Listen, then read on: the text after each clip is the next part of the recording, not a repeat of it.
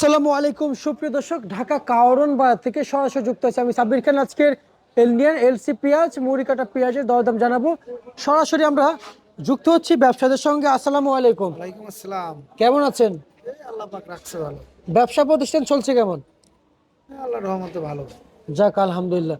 ভাইজান, এখন আমরা এই যে দেশে এলসি পেঁয়াজ দেখতে পাচ্ছি এবং দেশে কিন্তু এখনো মুড়ি কাটা পেঁয়াজ আছে, আমরা যতটুকু দেখতে পাচ্ছি, এবং আপনার পিছনেও কিন্তু মুড়ি কাটা পেঁয়াজ আছে।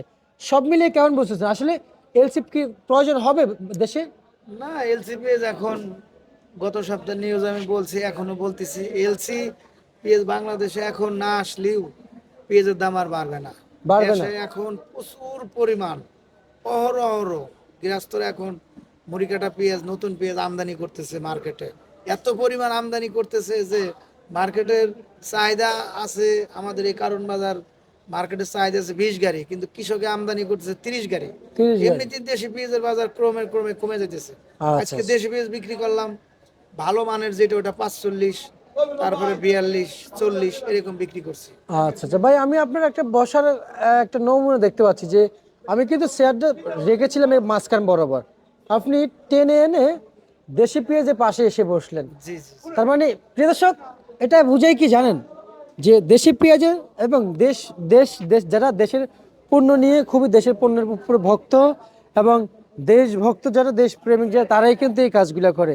এটা ভারতীয় এলসি পেঁয়াজ, চেয়ারটা কিন্তু এই মাঝখানে সমান সমান ছিল।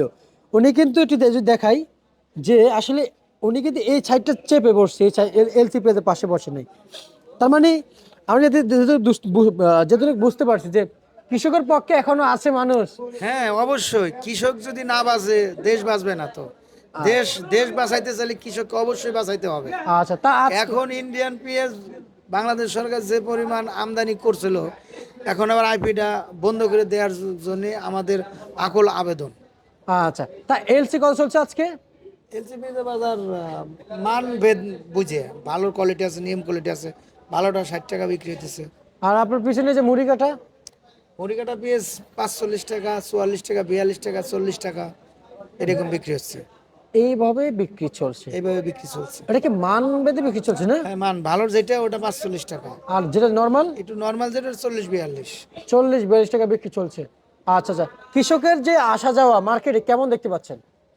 কৃষকের এখন তো কৃষকের এটা নতুন পেঁয়াজ পাকছে, কৃষকরা তো মাল এখন আমদানি করবেই এবং করতেওছে। মার্কেটের চাহিদা মোতাবেক যা চাহিদা আছে তার সাথে বেশি আমদানি করতেছে।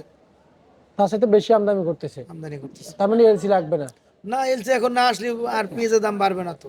আস্তে আস্তে পেঁয়াজের দাম করবে। এখন শুধু পেঁয়াজ আসতেছে আপনার পাংশা থেকে, অল্প কিছু রাজবাড়ী পাংশা থেকে, আর গলন্দ উপজেলা থেকে।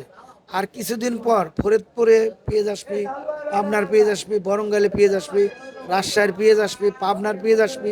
পেঁয়াজে পেঁয়াজ অহরহ সারা বাংলাদেশে পেঁয়াজ আর পেঁয়াজ। আচ্ছা আচ্ছা আচ্ছা, বুঝতে পারছি। ঠিক আছে, আপনাকে ধন্যবাদ। এই ছিল আজকে সর্বশেষ বাজার তালিকা।